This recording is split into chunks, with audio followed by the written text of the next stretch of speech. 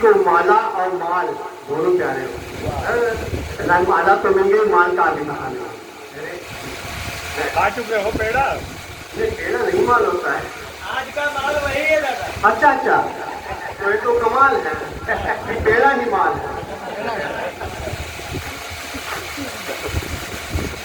बहुत अच्छी अच्छी रचनाएं हुई। घर की कहाँ चले गए, यहीं रखे थे। बहुत अच्छी रोड की रचना बनी, राष्ट्र प्रेम की बात की है। आपको बता दूं, मैं भी राष्ट्र वोट की कविताएं लिखता था, देशभक्त था ना। एक बार मैं भक्ति यात्रा कर रहा था, मैं सीट पर बैठा हुआ था, रोड पे एक लड़की खड़ी थी। उसने अपने मोबाइल में राष्ट्रगान बजा दिया, मेरे अंदर देशभक्ति थी, मैं उससे खड़ा हो गया। लड़की बैठ गई, मेरी राष्ट्रभक्ति खत्म हो गई।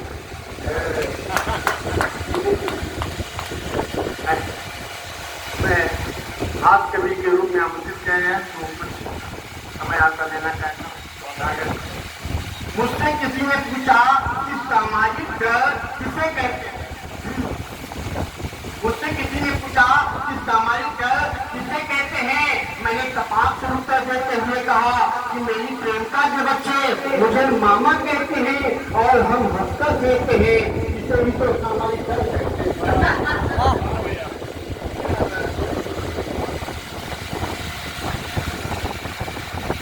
मेरी बेटी बहुत छुट्टी है, बहुत बोली है, संस्कारवान। वहाँ चलती रसोई में खाना बनाती है। मेरी बेटी बहुत छुट्टी है, बहुत बोली है, संस्कारवान है। यहाँ मुझे शादी से पहले संस्कार वालों ने बताया था, उसके ऊपर व्याख्यान देते हुए मुझे समझाया था। हाँ सच, मेरी पत्नी बहुत छुट्टी है, बहुत बोली है, संस्कारवान है। गाय चलती रसोई में खाना बनाती है, पहली होती गाय के लिए, आखिरी जिस रोज गाय और कुत्ता नहीं मिलता है, गाय वाली रोटी वो खुद खा लेती है और कुत्ते वाली मुझे। बहुत बढ़िया। मैंने एक भाईता से पूछा, तुम अपनी बीमार पत्नी से लड़ती हो, झगड़ती हो, रोज ताने भरती हो, लेकिन आज की नारी होने का बुलाती हो, जिससे इलाज करिए, ऐसा बात हो। बुलाईता बोली, श्रीमान मेरी बात पर दीजिए ध्यान, इसका इलाज कराना तो हमारी मजबूरी है, क्योंकि संघर्ष करने के लिए इसका जिंदा रहना बहुत जरूरी है। अभी धारा 370 हटाएंगे, कश्मीर की समस्या ही मिटाई गई, वहां से धारा 370 बन गए। पूरा देश देने लगा बधाई, मगर कुछ नेताओं को बात यहाँ रात नहीं आई। उन नेताओं में जोश भर गया। उसी जोश में एक नेता कह गया कि हम भी जब सत्ता में आएंगे कुछ नया करके दिखाएंगे। इन्होंने कश्मीर से धारा 370 हटाई है और हम पूरे देश से धारा 376 हटाएंगे।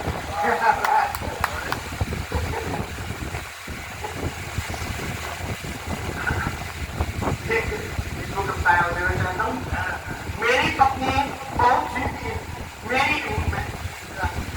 मेरी पत्नी जब भी रसोई में खाना बनाती है, मेरी पत्नी घरेलू काम में रहती है व्यस्त, जिस कारण मैं रहता हूँ व्यस्त। एक रोज मैंने पत्नी से पूछा, क्या तुम्हारे काम में हाथ बचा दूं, या कहो काम में हो कोई सहाय, ऐसा था। पत्नी ने कहा, आप मेरे काम में हाथ न उठाइए, हो सके तो कोई साथी में ले आइए। कुछ दिन बाद मैंने उसे कवित्री का चित्र दिखाया और अपना कवि मित्र बताया। फिर न पूछो कि मेरा क्या हाल हुआ, अरे पति परमेश्वर होता है, मेरी पत्नी को इतना भी नहीं ख्याल हुआ। तब से आज तक सच बोलने की सजा पा रहा हूँ, पूरे शरीर में अपने दर्दवानी के उसको फैला। इसलिए मेरे मित्रों, उनका खाओ, उनका बोलो, सच बहुत कड़वा होता है, अपनी पत्नी जाके कभी मत बोलो।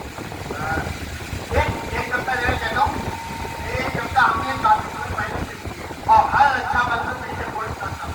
लेकिन मानिए लोग कहते हैं कविता का असर नहीं होता, कविता का असर होता है। 5 तारीख को मैंने योगी जी का एक देखा, जिसने लिखा था, बहन और माताओं को बसने यात्रा फ्री देखा था। उसके बाद में 6 तारीख को मैंने भैया पाठक जी का इंटरव्यू देखा, उसमें भी यही देखा था कि बहन बेटियों को, माताओं को बसने यात्रा फ्री। मैं अपनी रचना घोषित कर चुका था। उसके बाद मैंने योगी जी को, विजय जी को मैंने इसको तय किया। उसका परिणाम क्या हुआ? 7 तारीख को रक्षा बंधन था, 8 तारीख की शाम को ये मैसेज आ गया, 7 तारीख को मैसेज आ गया कि बहन और बेटियों के साथ में उनके साथ जो सहभागी है इसके यात्रा करना, उसकी भी यात्रा। अरे कविता आपकी सही स्थान तक पहुंचती है वो असर करती है। तो क्या लिखा था कि हमारी सरकार भी क्या खूब निष्ठा निभाती है रक्षाबंधन के पावन पर्व पर बहन को फ्री यात्रा, बहन को बस में फ्री यात्रा और बहनों का टिकट बनाती है। वास्तव में सत्ता का असर हुआ क्योंकि बहनोई का भी फ्री यात्रा हो गई। छत आपको देना चाहता हूँ, समय बहुत कम है। मैं एकता और अहिंसा की बात करना चाहता हूँ।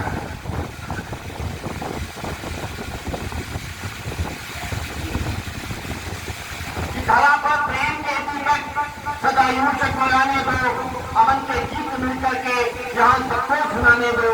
अरे बने हो हम भला कोई किसी भी जाति बंधन में, किसी की आंख में आंसू कभी कुछ न आने दो। बहुत सुंदर।